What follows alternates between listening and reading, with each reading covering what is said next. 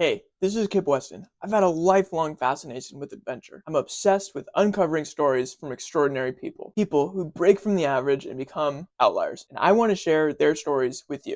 Today's guest is Taylor Shaffer. Taylor is a photographer, climber, and now cameraman for the upcoming National Geographic show, The Devil's Climb, with Alex Honnold and Tommy Caldwell, two of the biggest names in climbing. In this podcast, we cover how that project came about, what it was like filming that podcast, and how Taylor got into photography and what his creative process looks like. If you're interested in adventure, climbing, or photography, this is a great podcast to check out. So let's get into it. You came on my radar watching a trailer for your new National Geographic show. Mm-hmm. It's so cool. At 24, you're filming a National Geographic special. Yeah, pretty much. Could you talk to me about like how that came about? Yeah, it's kind of a funny story and kind of like a right place, right time type of story.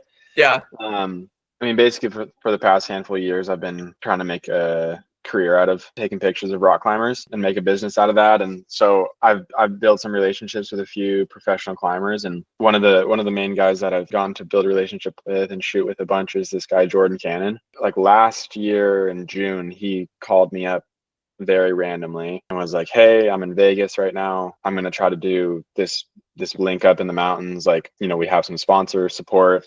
You should come out and shoot it." And it was like, it had been like the busiest month I had ever had at that point. It was like, I had basically had 3 days off in the whole month. And he called me like as I got home for my 3 days off. And I was like, at first 3 days off from photography work. Yeah, it was just like, yeah. I was assisting people a ton. And yeah, I was like working as a photo assistant for this guy. And then I had a few of my own things that were going on, and it was just busy. And I was like really excited to be home for 3 days. So he called me and asked me to come to Vegas to shoot. And I said no, because I was like, I love you, dude, but like I have to say no. Yeah. And then I was at the post office and I was like, oh no, you should definitely go. So then I called him back. I was like, okay, I'll be there. And he was like, okay, cool. I'm going to start like tomorrow morning at like 4 a.m. So I drove out that next morning. Did you say 4 a.m.? Yeah. And you're driving out like, that next morning? So are you leaving at like 2 a.m.? Yeah, it was ridiculous. It was ridiculous. It was such a grind. But I went out there, shot with Jordan, and it went all good. And we were staying at Alex's house, and because Jordan and Alex are good friends. So Alex Honnold. Yeah, Alex Honnold. Yeah. To be clarified. Yeah.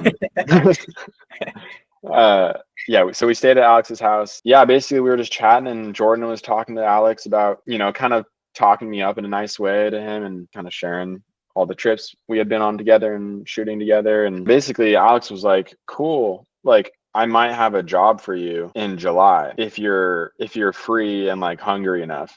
Yeah. And I was just like I'll make myself I'm starving. Free. Yeah. Like I'm so hungry and I'll be free. Like I don't like I'll make it happen. So I go to bed with like that was that, and I was like, okay, what the heck? And then the next morning we chatted about it. And are you able to like relax while you're there, or is it you're like in the presence of greatness? You're just kind of. I would say it's really difficult to like get me to be like starstruck or like freaking out about someone or something. Like is that like, SoCal influence in you? You know, it might be just, with it. Yeah, it might be. I don't know where that comes from, but yeah, like I don't get like that excited, like, or else like visibly excited about that much. Yeah. So I mean, no, it was pretty chill. But obviously, like Alex Honnold asking you to like go on a expedition, of course, I'm just like, this is too good to be true. Like this, you know, yeah. I'm in, you know, like no matter what it was, I was like, I'm in. I don't care. Like wherever we're going, I don't. Yeah. Do whatever. And yeah, basically that morning he gave me the full rundown on the expedition, and because it was already like at that point it was like beginning of June, and they were planning on leaving June like 28th or something. So there was like 3 weeks left until the leave date. And yeah, basically he just asked. Can you give an overview of what like the plan was? Yeah. So basically the expedition that Alex explained to me was that him and Tommy Caldwell we're gonna bike from Estes Park, Colorado, all the way to Prince Rupert in Alaska, and then take a sailboat from Prince Rupert to where the trailhead to the Devil's Thumb is. And I say trailhead, it's not a trailhead, it's just like a bay and you like hike into a forest. But so we're gonna sail there and then hike into the Devil's Thumb. And the Devil's Thumb is this really infamous mountain in southeast Alaska. Had you heard of it before it was brought up that night? I had heard about it like in a kind of like a tall tale in like an American Alpine journal, like Yeah. long ago. And I think there's like a Krakauer story on it as well. Yeah. But no, I'd never like researched about it. I'd never really seen like pictures. So I was, yeah, but I've heard of it being like some big snowy mountain in Alaska. Yeah. That, So when this plan is outlined, you don't have 100% clarity of what A to B looks like. no, I just know that it's like him and Tommy are like gonna go on an epic adventure. Right. And they're making a movie. Yep. That's all I know. And but basically they need someone to drive a van from Colorado to Alaska as like a support vehicle while they're biking. And they needed someone to basically like drive that support vehicle and then also be able to film and shoot photos. So that's what he was like basically asking me to do. And then, yeah, next thing we know, like the next day, I got put in touch with like the producers at Nat Geo, and then like 2.5 weeks later, like showed up at Tommy's house, and then we did it. Like, and then we like did the thing. And I had never met Tommy before, so it was like you kind of just show up at his house with all your bags, and you're like, all right, like I'm. Was it a benefit, Nice like to meet you. the whirlwind nature of it? Like, are you someone that would overthink things if it took too much time? Yeah, I think so. Like maybe not really overthink, but definitely, yeah, for sure. If it was like if I had like 2 months or something Yeah. of time beforehand, then I probably would have gone a little stir crazy or like making sure I was like in good enough shape or like Yeah. second guessing if I yeah, like had what it took to do Yeah, I the just thing. imagine there's like a momentum with the event that propels you to be Yeah, like, okay, perfect. Let's do it. Let's do it. Let's do it. for sure. And like I had that 2.5 weeks before we left, like I had other work going on too. So like I didn't really have time to like prep or like I got home from a job and I had like a couple days at home to like pack the bags and go. So like yeah, there really wasn't much time to dwell on what was actually happening. And it did all kind of come together very fast and really last minute. Yeah. Could you Yeah. give me a macro timeline view of like when did your work start for this project? And Yeah. then when do you wrapped up? Okay. Yeah. So I arrived in Estes Park at Tommy's house on June like 26th. And we left like the 28th or 29th. So we had a few days. And then I got home on like September 10th, I think. Yeah, Yeah. September 10th. So it was Okay. like Like a month and a half? about no 2 Two, yeah. months. Yeah, Two, yeah. about like a little over 2 months. I can do math. Let's see. Yeah, a little over 2 months from the house. Yeah. And so what are you like physically preparing? Did you have time to, are you in pretty good shape? I know you couldn't do too much prep, but is there any room for physical prep for this expedition on your end? I mean, no, I didn't have time in like this thing, but Yeah. like all the work that I do requires me to be in really good shape. Like, Yeah. and that's like one of the things that I'm doing throughout the year in between jobs or even on jobs. Like if you're at a hotel or if you're like, like trying to wake up and go for a run or something. Yeah. And then when I'm home, I'm like climbing at the gym 4 days a week and like trying to surf or go run or, Yep. because it's like you have to be able to keep up um, when you're working with professional climbers and professional mountain athletes. Like you earn a lot more respect from these people that you're working with when you're never slowing anybody up, because a lot of times Right. you need to be able to hike ahead of them to be able to shoot back, or you're like carrying all the climbing and camping gear, but then also like your photo gear, so it's like sometimes you have more weight and you need to move like just as fast as the people that you're shooting. So like being in shape and being able to keep up and making sure your climbing systems are dialed and like all the other things, because usually it's Yeah. like taking the picture is like the last step, but Right. making sure you're being safe and efficient and fast is like the vast majority of what adventure photography actually is. Yeah. So you're physically fit just from a career and hobbies that keep you fit. Yeah, And yeah, exactly. what does the technical preparation look like for you? Is this super different from past work experiences? Not too much, like not really. I mean, because we were on the move so much, and basically meant like my camera kit was going to be really small and light. Yeah. So it's not like I was filming with new cameras that I hadn't worked with before. Like I basically had like I had two camera bodies and like 3 or 4 lenses, and then like a couple film cameras as little like extra things. But like everything could fit in a little backpack. So on the technical side of things, it was very comfortable. Like nothing crazy. Yeah. Um, and then in terms of like climbing technical stuff, there was nothing I could really do to like prep. I was like pretty dialed going in, but we definitely ran into things along the expedition that I had to learn and that I hadn't really had too much experience with. In terms of like rope skills, or is that what you mean? Yeah, in terms of like rope skills, or like we did like a good bit of like glacial travel, and like I Mm, hadn't like I've done some ice climbing and some snow stuff, but like I hadn't like yeah. I just haven't done that much time like with crampons on. So anytime like I have to do that, like that feels new. And San Diego doesn't give you that. San Diego, like I don't unfortunately have access. How about the crew size? Is it a bigger crew than you're used to? No, basically for the entire portion of the biking. Yeah. So like vast majority of the expedition, it was just me filming and photoing and taking pictures.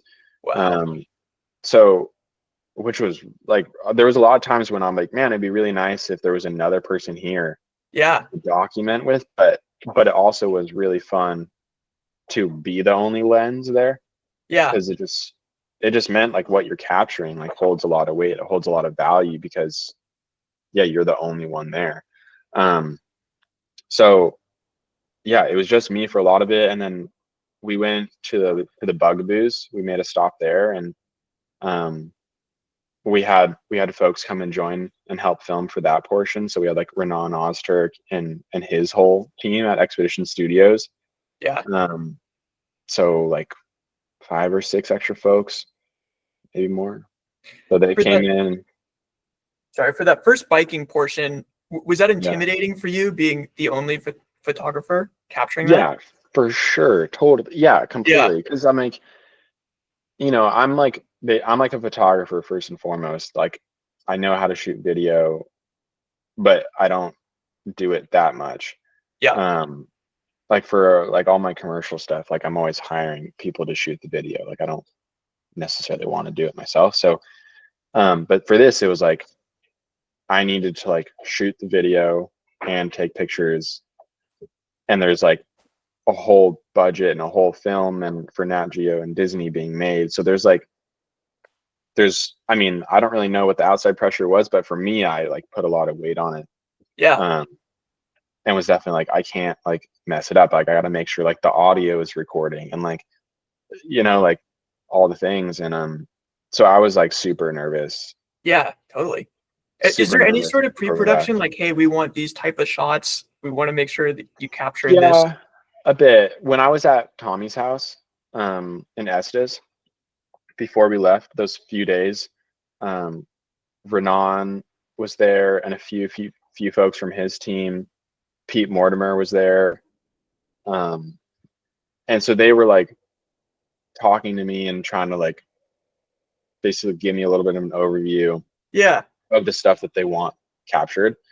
Um, but I mean, in turn, like basically, it was just like record everything, film everything, just like get it all. right. Yeah, So yeah. But like, so it was like a lot of nerves. But then once we actually got going, and it was just me, Tommy, and Alex on the road. yeah, After like 2 days, 3 days, it was like it felt really mellow. Just because yep, we had the whole like I had the whole day every day right. just with them. I'm like, if I miss the shot, because I would drive up and then film, and I'm like, if I miss the shot, whatever I'm trying, I'll just like drive up And do it the again, other right? 5 miles and try again, and I have like Yeah, 12, yeah, like basically they were like, if you can get 3 good video shots and 3 good images a day, that's like the goal. So in my head, that was always the thing, like okay, like make 3 good frames for the mm, whole day, and that makes it feel like attainable and like you know because in the big picture, when they're editing a whole movie together, like they don't need like so much, but if you have like a yeah, couple quality things from each day, then you're good. yeah. Yeah. And so you're in a van, like filming them biking. Are the doors Yes. open? Like, what's the logistics of you? How do you actually film them? Yeah, so basically we have I'm driving Alex's van that he has. So basically, and then we also had a spare bike. We had a third bike. So most of the time I would just be driving, and I would drive up the road until I found a spot that like looked interesting. Yeah, Um, and obviously, like if I drive 5 miles up or so, it takes me like a minute, but then it'll take them like, it could take them like 20 minutes to get there if there's right. like a hill or something. So like I'll just drive up a couple miles, and then I have time to like scope a shot out, and I'll just like pull over on the side of the highway and like set up whatever shot I want to do. Um, and then they'll like bike on by, or they'll stop and like get food from the van or whatever. Um, and we kind of developed a routine, like I kind of knew like what times of the day they want to like chill and do lunch or, Yeah, um, and, uh, and then we did a lot of time on like dirt roads too. Um, so sometimes I would just be like driving the dirt road really slow next to them and like filming out the window as I'm like driving. There was times when like I would just like, like there was this time we were driving on a dirt road, and these like wild horses started like running so cool. across from them, and I'm just driving. So then, but I had like, I always had like all my cameras in my lap at Yeah, the time. So I would just be driving and have like 2 or 3 cameras just on my lap. So like my cameras got thrashed, it felt like, because they were just getting thrown around so much. But so, like the wild horses are running, and I'm just like picking up a camera and like pressing record and filming or taking a picture out of the windshield while you're like on a bumpy road. Or so there's a lot of like that sort of stuff. And then sometimes I would park the van and bike with them, and I'd have like a little GoPro, or I'd actually bring the full camera, and yeah. I'd like bike next to them and like try to take pictures. And um most of the time that wasn't very successful, but sometimes it was. Um, Did yeah, you so it get was a a mix. sixth sense of like, oh, this will be in? This is a really good shot. Yeah, I mean, but yeah, I didn't know what they were gonna want to. Yeah, it's you never know. But Mm, obviously, like for personal, there was obviously moments that felt really special. yeah, Whether like the light was beautiful, or there was just a really raw moment. yeah, Um, there was interesting stuff happening every single day. So it really felt like every day, um, there was cool things happening. So, um, and it's always a nerve. Like I remember I was really nervous going into it. I kind of get like that before every job. Yeah. I like feel like I forget how to take a picture, and I'm like, oh, I have no idea how to do this. Um, and then you show up and you do it, and it works out fine. But uh, I had that like to a major extent on this, where I was like, I don't know how to take a picture. I don't know how to do anything. Like, this is going to be ridiculous. And um, but I definitely showed up, and then after a couple of days and a few weeks, I realized like I was like creating my best work, and that felt Oh, really fulfilling to just be there and feeling creative and confident. Um, that's awesome, yeah, man. So it's almost yeah, like as elastic as your nerves are is your work output. It's like, oh, I'm yeah, this nervous, I'm gonna be this good. yeah, totally. I know. I wish I had a little more just like confidence going into each thing, but yeah, it's always pretty funny. No, that's good. It probably means you have to work that much harder to overcome them, and it shows.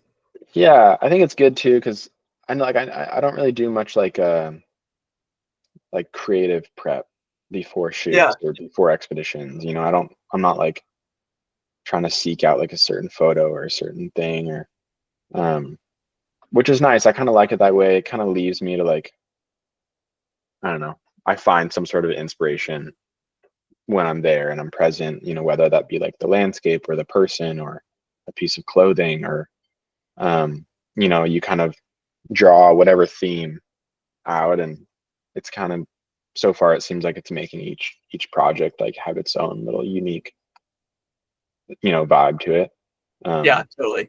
which I like. Yeah. So the biking portion is 3 days where it's just you filming, and then you get Hmm. to another section where another camera crew helps out. What's that next section again? Yeah, so basically we biked, I forget how many weeks, but we basically stopped. The next time people joined was in the Bugaboos in British Bugaboos. Columbia. Okay. So we had to go from Colorado to British Columbia before somebody else joined. So that was like 2 weeks or something. Okay. Or yeah, about. Yeah.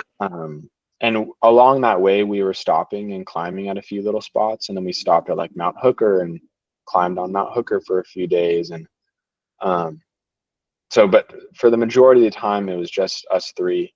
Yeah. Um, and then we had a few days in the Bugaboos, and then they all left, and then we continued on, and then um, I know basically, you said you're pretty chill meeting, but in my head, like these are the two most famous climbers probably in yeah, the world right now. And I imagine like that those weeks are nice for you to adjust and get more comfortable just around them in general, right? completely, completely, yeah, for sure.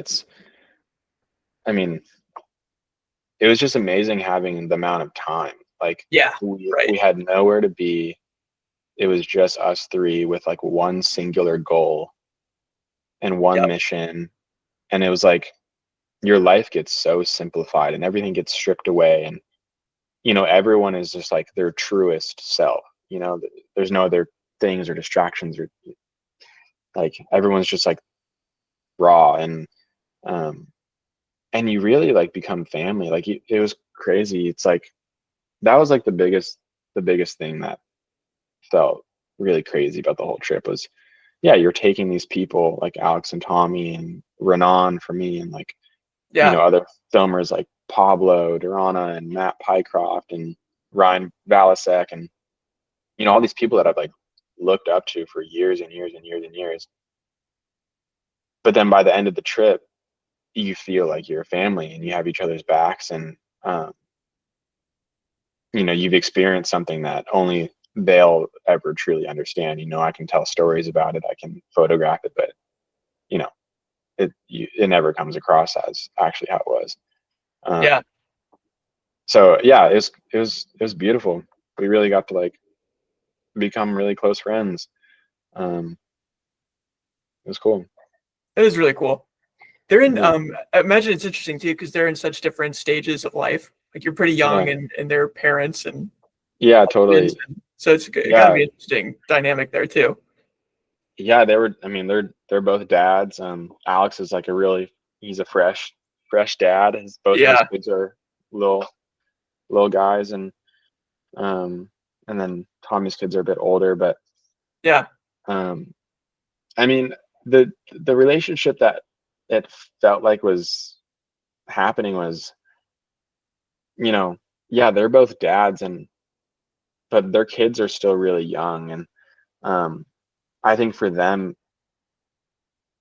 you know, it was maybe nice having like a young 20-year-old like along the trip, and someone that they could kind of mentor and teach, and kind of get a little bit of like a insight of what, like when their kids are older, and Yeah, like a little preview.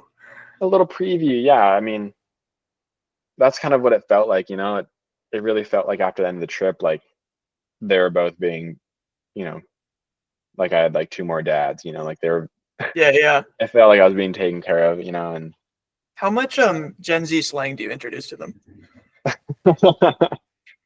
oh man, I don't know any slang. I don't keep up. The kids are way too quick with The it. I kids can't these keep days. up. The kids these days. Yeah, I can't keep up. So what's it like when your like little trio gets introduced to like other people? It's interesting because everyone comes in like fresh and like And showered you guys and are ready already to. 2 weeks, yeah. Yeah, and we're like a few weeks in or so, um and we have already at this point like experienced a thing. Like we were like, That's expedition enough. Like that already would yeah, be so at that point everyone's, we're locked in, and yeah, so I remember the first day feeling odd, because everybody comes in and everyone's like fresh and like excited to hold a camera, and yeah, um but the thing is, those people that were there were like also my heroes, like in the camera world. Like yeah, they're big heroes of mine, so I'm also just like, this is crazy. um but then also like feeling like I had a bit of you know over those last few weeks I had built a relationship with Alex and Tommy, so I still felt like I was able to get the most vulnerability out of them. right, Like I right. could sit with them, and um we could really just be close friends there with even if there's a camera out. So um but it was amazing having all the other folks join. Like it was awesome having the assistance and the help, for sure. Like we were able to like actually document the Bugaboos well, and like their that little section Yeah, um that I wouldn't there's no way I would have been able to do otherwise for like for a whole movie production. yeah. um yeah, so sweet. Could you talk to me about the sailing leg? Yeah. um yeah, so basically we showed up in Prince Rupert, and it was actually like kind of anticlimactic because we had been journeying for months at that point to get there, Yeah, and we kind of just like arrived at the dock, and we're just like, there's no big okay. crowd. Like, Yeah, we're just like, okay, like I guess we're here. Like okay, cool. um and so yeah, we got on a boat, and uh the sailing was I had done a bit of sailing before, yeah, and down in Patagonia, and so I had a bit of experience with it. uh Tommy turned into like a freaking captain, as like you would expect Tommy to do. He's just like such a, I don't know, he's just such a like adventurer. yeah. um, so he was like thriving on the boat. And then Alex hates boats. He hates water. Oh, Like, what great like camera fodder for you though. yeah, it was like he hates it. So he just had his head down in his bed like almost the entire time, and just like reading books and like trying to sleep. And then Tommy was like steering the ship. A So it little was a kind of Captain a funny Ahab. it was Yeah, kind of a funny dynamic. But basically for the sailing portion, the so Renan Ostrick and Matt Pycroft, they both co-directed the movie. yeah, And so Matt Pycroft flew in from the UK, and he joined us starting at the sailing portion. Um, so Matt was there and joining us there. So he had a film camera, and um, that was really nice because at that point I was like pretty tired, and yeah. along with Tommy and Alex, like I also needed the time on the boat to just like lay down and like chill and not be like driving or shooting or like climbing or racing around. So Yeah. it was really nice having Matt there to like kind of take the reins, at least with documenting, and I could kind of get a rest. Um, but the sailing portion is cool. I mean, I don't know if I like love sailing that much, at least when it's like cold out and it's, I mean, I was gonna say windy, but that is literally like what you need for Yeah. sailing. But it's just like not that fun when you like start to feel seasick and you're just like Right. in the middle of the ocean I'm and you just curious. can't. It felt like the most, like it offered the most reprieve and rest of the legs you guys had. Yeah, for If you were sure. to break the trip out. So I'm curious if you Yeah, guys. it was definitely the most amount of rest is for like in terms of us just being able to like lay down, Yeah. and not have to be, you know, like we're Yeah. not driving, we're not biking, we can Not just that like, sailing's not work, but it's not biking. yeah, because we had a few like sailing crew members that were like crewing the ship. It's not like we were like sailing the boat, Yeah. because none of us know how to actually sail. So, you know, we were like along for the ride. We didn't like, so it was nice for sure to kind of Yeah. sit back and enjoy the ride, but it's not really that enjoyable because either you're like getting seasick when there's wind and the waves are up, or the wind dies and you have to like turn on the engine, and the diesel engine like in those boats is so loud that it's just like rumbling the whole ship. Yeah. So it's like never, the only times that it was like really blissful is when we would arrive at like a port at night and we would like drop anchor and it was like silent and quiet and we'd like kayak around or jump in the water, and that felt like really fun and wrestled. For the most part though, like the actual sailing itself, like I don't know, it's not that fun. Yeah. It's kind Right. of, Right. but it does make for good pictures that you can get, good stuff. Totally. With the new director flying in, is there someone who can now review the work you've done previously, or how does that host work for you? Yeah, no one had reviewed any of the work.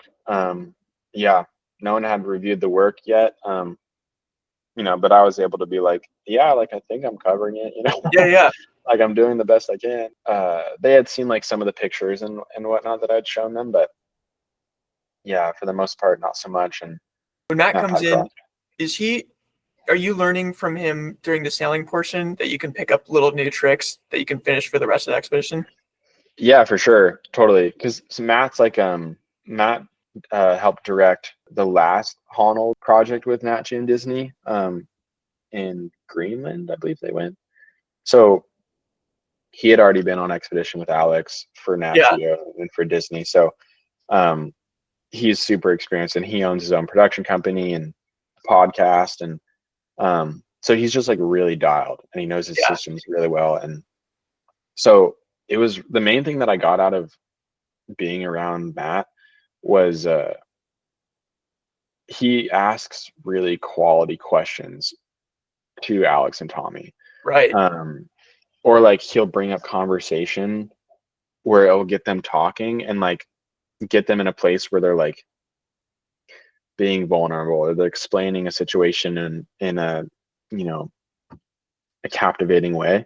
Yeah. Um, so that was like one of the big things that I took away from hanging out with him and watching him work was like, like as a filmmaker, you're almost like sometimes you're a fly on the wall, but then Yeah. sometimes you are manipulating or encouraging a situation, or a discussion, or like to get a reaction of somebody. So, when we sit down for interviews and he'd be interviewing Alex and Tommy, like, you know, he'd be able to get them to like a really deep place, and it was really impressive to watch. Yeah. That's really Um, cool. yeah.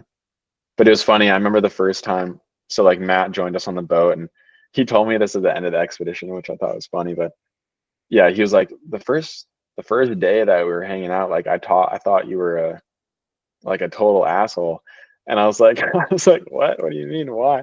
And he's like, well, basically we show up on the boat and I think I'm like, the hot shot director that just showed up, and like there's this kid that's been filming with them, but then you like basically like started sailing, like, and within like 5 minutes I had like climbed the mast and I told like Alex to climb it up below me, and I like took these pictures of Alex like climbing the mast of the sailboat, and I like came down and showed them to Matt, and I was like, dude, look at these cool pictures I just got. And he was like, yeah, I thought you were just the biggest asshole because I just showed up, and then you have these like the best pictures of Alex like climbing the mast of the sailboat, like the full adventure style. And I was like, it was just kind of a funny. Like you were trying to take over his job right away. Not even take it over, but just like, yeah. I mean, I was just doing what I've been doing for the past like month and a half already. Where I was just like, just documenting but it was like kind of a funny moment. But he ended up being an amazing friend and definitely a mentor for sure for life. Yeah. How has the so for the actual climb, like the Devil's Thumb, for the actual climb there, could you tell me about what filming that was like? Yeah, so for that we had a bigger crew come in. We had some help, some riggers. We had Renan there. We had Pablo Durana, which is like the world's fittest cameraman. He's like an absolute beast. It is honestly like a next level thing to witness that man document and film. He's like an Olympic athlete filmer. I don't even know. It's crazy. That's awesome. So we had Pablo there. We had Ryan Valasek there, who's an incredible photographer and has worked with Renan a bunch over the years. And then we had Matt Leslie there, who's incredible as AC. And then we had Matt. So we had a bigger crew, which was really needed because the scale of what we're doing was bigger. Yeah. But basically we like sailed in, we got off the boat, and it's just like really intense jungle bushwhacking until you can actually reach the glacier underneath the Devil's Thumb. And the bushwhacking was like so intense that like it would take us like 12 hours to go like a couple miles. Wow. Which is crazy because we're like, it was crazy. Like it took us so long to travel so little distance, knowing that we had like one of the best, most efficient camera teams you could probably put together. So no Hollywood shortcuts, huh? It was no Hollywood shortcuts. Yeah. Yeah, basically we hike in, and then we had a helicopter that had dropped like a lot of equipment and gear and food at our like base camp. But basically it took us a few days to hike through the jungle. And then we got to the glacier, and then we hiked on the glacier for a day or so. And eventually we reached like our base camp on the glacier, like underneath the Devil's Thumb. And then we kind of set up camp we had planned for, I think, 2 weeks. Yeah, we had planned for like 2 weeks at base camp. Because the weather there is so finicky. And but basically the objective there was Alex and Tommy were gonna try to make an attempt at climbing like the whole skyline, including the Devil's Thumb. So they were doing this big, like, it's called the Diablo Traverse, where they're linking all the summits, and they're trying to do that in a day. And that's like the mission. So filming that is like really complex. It's like really complex. So we had like each filmer had like their own mission of like where they were going to be, and then they were going to move to this location. And then so Matt Pycroft, he like drew out like this crazy outline of what the filming effort was going to be. Like once we figured out, like Tommy and Alex were like, yep, okay, we're going to go for it on this day. We have a good weather window. And we really looked at with good weather out there. So many people have gone up there and just gotten totally smoked. And but yeah, Matt Pycroft, he wrote out this whole outline, like including like the times of day where like each person needed to be, and like moving from this mountain to this mountain, and like nice. Kind of so this that's crazy. What the experience really shows. Completely, like yeah, it was crazy. And I mean, it turned out like the day that we actually did it, we had a guy that was like basically running radio comms and like keeping track of the schedule and the time for the whole day for everybody. Yeah, just quarterbacking everything. And I think he said like at the end of our day, he's like, yeah, we were never more than like 5 minutes off of our Wow. plan. And it was sick. Like we finished the day and like Alex and Tommy sent the whole thing, but like the camera team, Yeah, like we sent as well. It was cool. it's like a Um, military it operation was almost. That's it wild. was it was really complex and really cool. And it was very much like a moment where I was like, I took a step back and I was like, okay, these are like why these people, you know, are the best in the world at filming this stuff, and why Yeah, I've looked up to them for so many years is like the fact that they're able to document such a complicated traverse and expedition. So um, that whole portion for me was like very educational.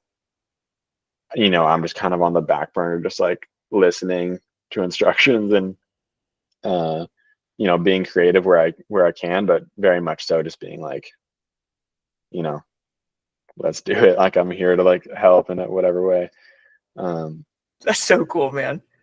yeah, How, it was cool. how has It this was project interesting. been like for you now that it's wrapped and about to come out? And what's the last few months been like for you?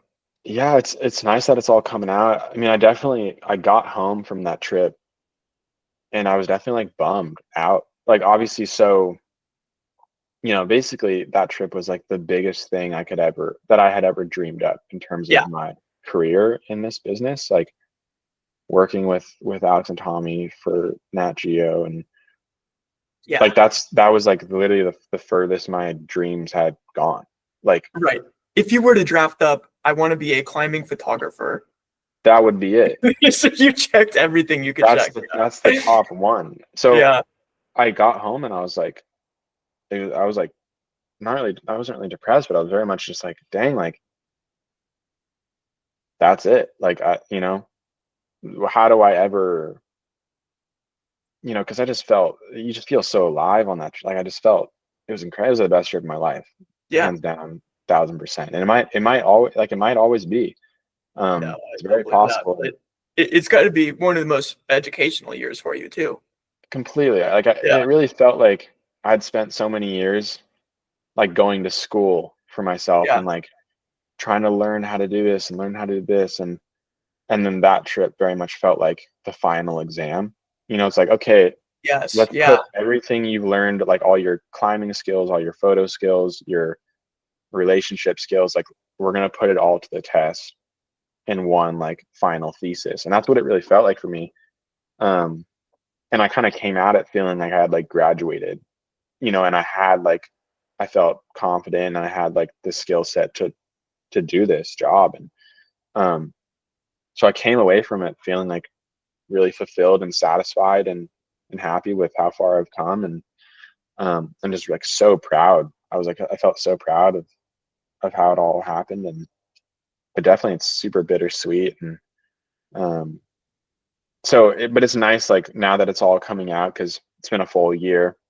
yeah. Um, it's nice to like, kind of feel like you're reliving it a bit, and like looking back at the photos and and seeing the movie and whatnot. And it's like you know, it's got kind of this reminiscing on it all. And um, but yeah, I mean, it's still bittersweet, and for sure like it's lifted my standards really high. Like Mm, the trips now that I'll like say yes to have to be really interesting.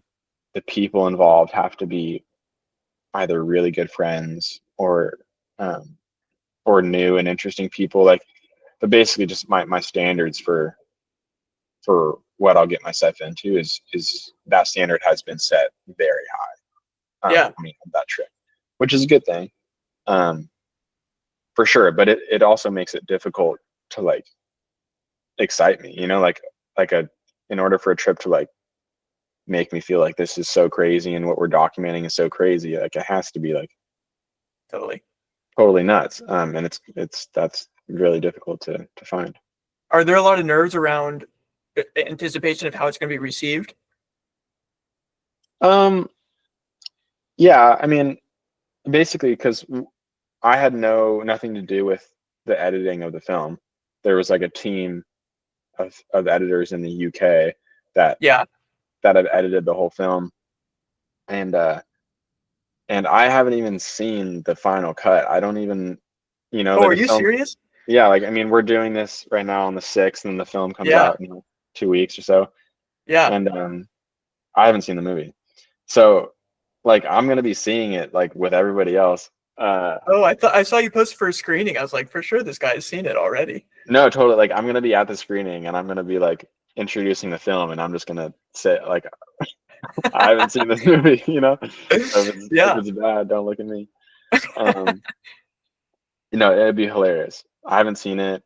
So I mean, I am nervous about what they made, and obviously I'm aware that they're trying to market to a very broad audience of people that know nothing about rock climbing. So I know there'll probably be parts that are over dramatized, or Yeah. They always do a great job. I love their documentaries. yeah, I think it'll be a good job. I think it'll be always like, I bet all my friends will be like, dude, that was like that's crazy, such a rad film. But there'll probably be part of me that'll be like, oh, like that's not exactly how it happened, and Right. but that's just how it goes. But it's been really cool to see it all trickling out. Like I just got the Nat Geo issue for this month, like in the mail, and it's like crazy to see the photos in there, and that's like a yeah, that's a life dream for Which sure. is like hosting a screening is gotta be pretty cool for you too, right? Totally, I've never done that. I've never had Yeah. like a photo gallery. I've never. There's like a lot of like firsts that are happening, and Yeah. like so I'm excited to just like have all my friends come out here in San Diego, and like we'll do a photo gallery, we'll do the film screening, and Yeah. I'm just excited to like bring a bunch of people together, and like appreciate this thing that's meant a lot to me and given so much to me, and kind of feel like this final like toast to this whole project Totally. and journey. Yeah. Yeah, yeah. When you first got the job, who was the first person you called to say like, "Hey, guess what?" Um. Oh, it must have been. Well, I think at the time, yeah, at the time I had just moved back from. I was living in Colorado, and then I just moved back to California, and my parents live in California, and so I was like staying at their house. So I think because I drove home from that trip, so I think I drove home, and like I was like, Dad, you're not gonna believe what just like. But the thing is, like, I get a lot of inquiries for jobs and trips, um, and then they always like a lot of stuff will fall through, um, Sure. where plans change or people drop out, or like for whatever reason the job or trip doesn't happen. Yeah. And that's happened enough times now that even after Alex said, and I was like talking to producers, I was still just like, A little safeguard. Yeah. I don't really like to let myself get excited until like we're actually doing the thing. Smart. Um, so obviously I was excited, but I was totally just like, I don't know what to expect. I don't even know if it's gonna happen. Like, like who I don't know. But then once I like showed up in Colorado, and like Tommy opened the door, then I was like, okay, we're here. Like this is actually happening. Yeah. Um, but up until then, it's like I have a hard time like letting myself get excited. Um, Yeah. it's almost like kind of like a rookie mistake that I've made plenty of times, where you get all giddy for something and you like call your friends and you're like, I have this thing, and then it like totally doesn't happen. I Yeah. totally get that. Hey, sorry, Yeah. I know we're coming up at 4:30. Can you go a little bit more? I'd love to talk to you about your photography. Yeah, man. No problem. I'd love to hear about what was the Red Bull award you won? Yeah. So yeah, last year I did, yeah, I was a finalist for the Red Bull Loom contest. And so basically Red Bull um, puts on this photography contest that anybody can enter, and they have like a few different categories, and um, it kind of feels like the X Games for photographers in Yeah. adventure sports world, which is really cool because there's no other kind of competition event like it, because they do like a in-person ceremony, and they do like an unveiling of the winners at like a ceremony every time they do the contest. So it really feels like a real special, cool event for photographers that um, it's an absolute privilege and such an honor to be selected as a finalist. Um, so yeah, I always like submit a picture or, a Yeah. couple pictures, um, and the picture that I had submitted uh, to last year's competition was this photo that I took in British Columbia, in Squamish, and it was like a climbing image that I had taken from under the water, um, and it was basically a really, really special image to me, and it still is one of my favorite images. It's beautiful. Um, thank you. Basically, I grew up in San Diego by the beach, and um, grew up surfing and spending time a lot of time in the ocean, and then eventually, like, in college and high school, and I I started learning about rock climbing and like going into the mountains more, and like got totally involved with that whole side of things. And I kind of reached a point where I was starting to feel stagnant in my climbing imagery, and I was like, I don't know, like, how to stand out, how do I make something new, how to make something interesting. And Yeah. I kind of like went back to the drawing board and like went back to my roots and realized that like I have such a connection to the ocean. I feel like so at home, even though I've spent probably the majority of my time in the mountains at this point. I feel so at home in the ocean. So um, I kind of basically wanted to combine the two. I wanted to take the ocean, take the water, but then also take climbing and somehow make a merge out of those two.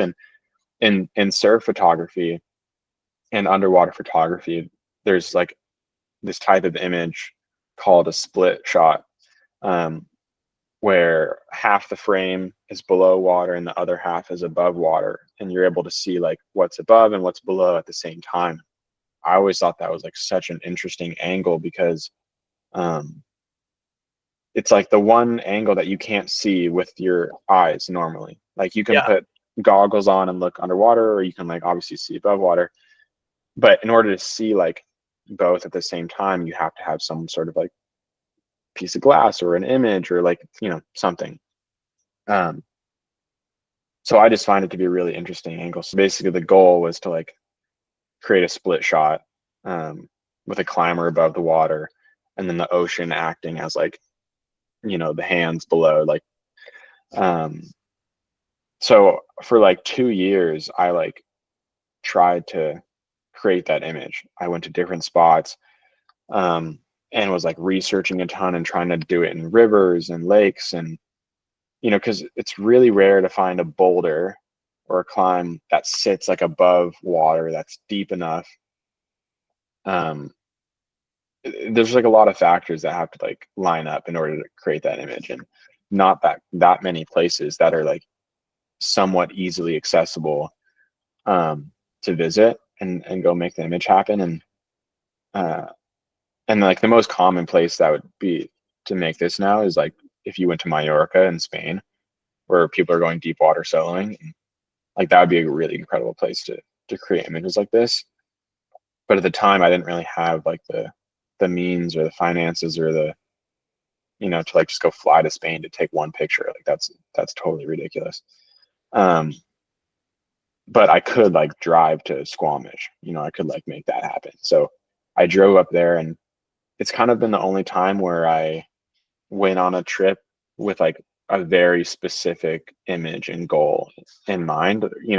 Most of the Yeah. time when I go to shoot, it's just like, like I kind of have a theme of what I want to make, but like I'll kind of let it happen. But for this, it was like I have one image I want to make. That's the goal. And basically went up there and I linked up with a good friend, from San Diego that I hadn't seen in so long. And I told him about the photo idea. I told him about the project, and he's a surfer. He grew up surfing. So uh, instantly he was like, I get it. I'm here with you. Like, I totally understand. Like, this sounds super cool. And yeah, the next day we drove out to this boulder. in Squamish it's called the Majestic Boulder, and it's just like this really beautiful piece of granite that like protrudes out over the ocean in Squamish. And yeah, we had like one of the most pure, beautiful mornings out there. We went out there really early, and the water was cold, and I had like my water housing for the camera, and I jumped in the water, and then he just started like running laps and climbing on it, and I was shooting, and it was amazing to like be out there and like finally be like, oh, this is like we're creating the image. This is here, and it was just us two, and like being out in the mountains, but being in the ocean at the same time, and like blending photography, blending your climbing, childhood, your everything. Yeah. Totally. Everything was coming together, and it was like such a beautiful, creative morning. Like it was like so pure, and like I was making something so true to my heart and what I draw inspiration from. So yeah, we came out with the image, and like I instantly like went to the cafe after that and like uploaded the images and like looked at them, and I like saw that, what came to be the frame. And yeah, I was like, oh, like this is so cool. Like, Yeah, like totally. we made the picture. Yep. And it's like, it's interesting. It's interesting, like, cause it's just a picture, like all creative endeavors, like you kind of go crazy, like whether it's like writing music or painting or photography or like whatever it may be, like the pursuit to create the thing always feels like really crazy for like the outcome of just a digital file. Right. But I get Right. so All much that out of, work. I see what you're saying. For like a yeah 10 megabyte yeah JPEG. like Yeah.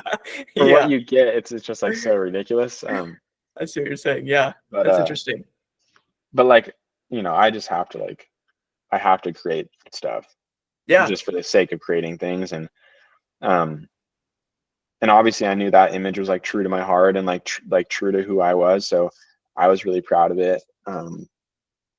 And yeah, and so it was really, really great to see that Totally, man. Red What Bull loom saw the same thing. it's just a beautiful photo. And what that photo and all of your photography captures to me, which I think is really hard to do with still images, is capturing the beauty of motion. Like I think watching climbers move is really pretty. When you watch a Yeah, really good climber, like swim up a yeah, climb, it's really cool to watch. yeah, Same it's thing with gorgeous. surfing. I think it's beautiful to watch someone really Totally. competent surf. Yeah, And like the ocean itself is pretty, like the contrast is great. yeah, And so capturing that in a still image is really impressive. it's That's to hard. me what your work accomplishes. Yeah, man, it's really, I really appreciate that. And that's kind of the goal every time, Yeah. for sure, is because most other sports like surfing or skateboarding or skiing or snowboarding or like all these other things, like things are happening fast, like people are moving, so it's like almost easier to, or with a surfer, like, and you take a picture, like like that surfer is like flying on a wave. But with Yeah. climbing, it's like real slow and stagnant a lot of the times. And um so it almost feels more difficult to capture movement or motion Yeah. out of a climbing image. But And I mean, anyone that's, who's done a climbing trip and just casually taken like iPhone photos knows that feeling where it's like it feels so yeah, intense, and then you look back on your camera roll afterward and you're like, it's oh, like, this doesn't really capture like the feelings at all. yeah, totally. No, completely. And I mean, that's been like the chase for all these years, is like Yeah. creating images like that. So it feels good to kind of be in a place where I kind of know how to do that. Um, there's like certain techniques you can do with the camera to like, kind of do it. But I'll shoot, I'll go on a trip and I'll shoot thousands and thousands of pictures, but like Yeah. there'll only be like a couple that really hit hard and feel like you can feel the motion or the flow of what's happening. So Yeah. they're rare. They're hard to get by, for sure. Yeah. There's two of the favorite ones I have now come to mind. You're really cool at backlighting climbing profiles. There's one where Mm-hmm. a climber and it's like the night sky behind them, but just the backlighting is really Mm-hmm. cool. I think I know it. Like an older image. I was Is that the fun. one you're Pull it talking up. Yeah, it's pretty deep in your Instagram. Let me. about? Like, does the climber have like a headlamp on? Is that the one? Yes. Yes, I Okay. think Yeah, I so. know what you're talking about. Yeah, so that was another picture where I was like, it would be cool to like pose down and like when the sky is all purple and you have like a headlamp on and like Yeah, it almost looks sci-fi. Like there's purple and totally. yeah, Yeah. Um, like like an abduction, like a climbing abduction. It's really cool. yeah. And like the only way to get images like that is if you spend a lot of time in a place. Mm, Um, so for a handful of years I was like living in my van, like on the road, spending like a month at a place at a time and like really diving in to an area and with like a certain amount of people. So um I think that's super mm. essential. So Like you already really know the location, and then you can add the climber and capture the movement. exactly. Like if you're Smart. spending weeks in a place and your life is really stripped down and simple, you're really able to observe the world around you and see how the light moves throughout the day, see how the light works when there's clouds on this end. And like, um, because that's what we're doing. We're basically just like, we're just photographing light and we just, but you need to take some time to like actually get in a sense of what's actually happening before you can shoot it effectively. Right. Um, so that's always like the greatest gift is if you have enough time and a place to really learn like, oh, because I knew I was like, oh, like at this time at like 6:37 the light gets like kind of purple, like only for like 5 minutes though, and then it gets like dark, but there's a section where it's just like kind of purple. So it'd be Yeah. cool if you like went on this route where you see like the sky and then you have a headlamp and you like, so you, but that only comes with because I had spent like 2 weeks camping up there and had witnessed the sky do that a bunch of times. And Yeah. so it's hard to capture images like that when you're just running in and out of a place really quickly. Yeah. Yeah. You just do such a good job, man. It's awesome. I mean, I appreciate it. Will you give me for some quick speed round questions? Let's do it. Awesome. Are you a tea or coffee drinker? Tea. Yeah.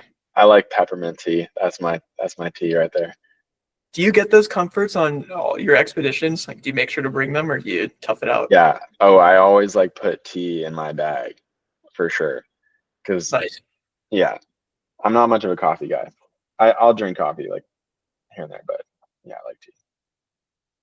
Cats or dogs? Probably dogs, but I do take care of like 4 cats right now. So on paper, I would be a cat person, but I think maybe at heart I'm a dog person. I've always found that like the cats I like have dog personalities. Yeah, basically all my cats here like um they all just like lay around on the deck all day. They don't do Nice. anything. Yeah. They're like the least needy. You can like pick them up and throw them around. Like they're like so chill. That's awesome. Yeah. Any hobbies or interests we didn't cover? Like anything you nerd Um out over? I mean the biggest thing that I've been learning out about this past year um is music. I'm like I basically yeah, I've had this like kind of side thing going for the past year where I wanted to like make an album. Um so I did that. I just finished making it and it'll come out in a month.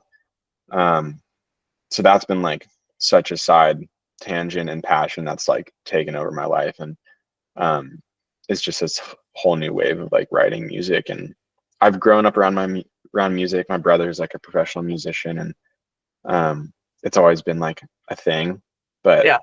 it's been really really fun and like a total addiction to dive in and try to write and learn how to write and learn how to record and do that whole process. So that's been Is the that a similar muscle to your photography creativity, or is it a completely new world mm, for you? it feels really different. Yeah. It's a lot like slower. Um, because most of the time I'm like quite active. I'm like out in the days, but Mhm. the days that I would like have an idea for a song and you need to sit down and write it, sometimes they'll come quick. You can write something in 30 minutes and it just comes to you. Who knows where that comes from, but there'd be days where I'd be trying to work on an idea or work on a song for like 8 hours, and then the end of the day comes and you realize you've been like sitting on the couch all day, and you're like totally exhausted and dehydrated and like haven't eaten anything, and so like it was very different because like a successful day, like I might finish that day like having written something that I'm really proud of, but all I did was sit on a couch all day, Yeah. versus photography. Like a successful day is like going out to the mountains and like hiking up some big thing and like Yeah. taking pain. You're like with friends and you're experiencing a lot. So it's very different. That feels more like a chess tournament to me then. Yeah, You're totally. like you're studying chess sitting there, but you're Yeah, taxing. It's so taxing all day. it's so taxing, but it's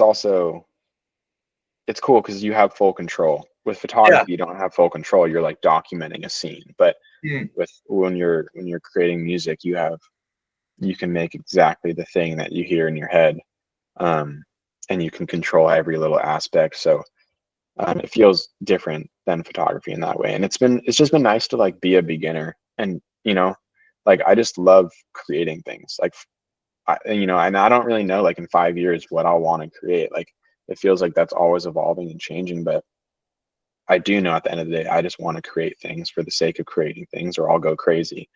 Um, so this past year, it's been really nice to like be a beginner at music and like learn how to play guitar and like learn how to write songs and sing,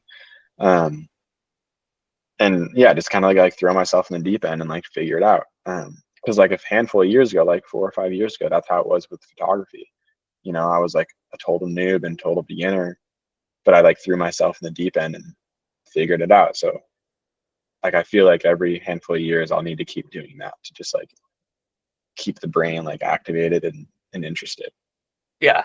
That's awesome. That's a good sense of introspection to have. Keep you learning Yeah, and yeah, that's awesome. yeah. We'll see. Yeah, we'll see how it goes. Okay, the last one is the person dead or alive you'd most want to have dinner with. This is so random, but for some reason I think it'd be super cool to have dinner with Albert Einstein, Oh, that's because a great answer. I really love astrophysics. I think it's so interesting and cool, and I barely know anything about it, but um I'm like really interested in it. So I think it'd be so cool to like have dinner with him and like pick his brain about how he like came up with like the theories of relativity, and like I think that would just be cool. I'd I'd be finish the like, dinner and be like, I didn't follow any of that, but it was I exciting. didn't follow any of that. Yeah, Yeah. totally. I'd be like, I didn't pick up on anything you said, but sounds good. Yeah. I'll take your word for it. Yeah, exactly. But I think that'd be cool. And then, so what's the best way for people to support you? Yeah. So I mean, I'm on Instagram. I got a website, so that's the best way to Yeah. follow along. It's just Taylor Shaffer on everything. But yeah, I'm active on there. I'll be posting, new photo work, and then Nat Geo movie comes out on the 17th here. So, That's so cool, man. and then yeah, and then a music album will come out like mid-November at some point. Yeah, so stuff's happening. Oh, so you're coming out with an album too. Yeah, the album will Yeah. come out like November. I don't know a date, but probably like around the Yeah. 15th or something. Yeah, That's yeah, awesome, man. Congrats. yeah. Thanks. We'll see how it turns out. Well, thanks so much for the time, and I appreciate you going over a little too. But it's just you've such a fascinating year and upbringing. It's been really fun talking through your creative process. Yeah, man, it's been a pleasure to chat with you, and I appreciate you wanting to have me on, and yeah, appreciate Yeah, it. for sure. Huge thank you to Taylor Shaffer for joining this episode, and thank you for listening to this episode of Outliers. Be sure to hit like, follow, and subscribe to stay tuned for the next one.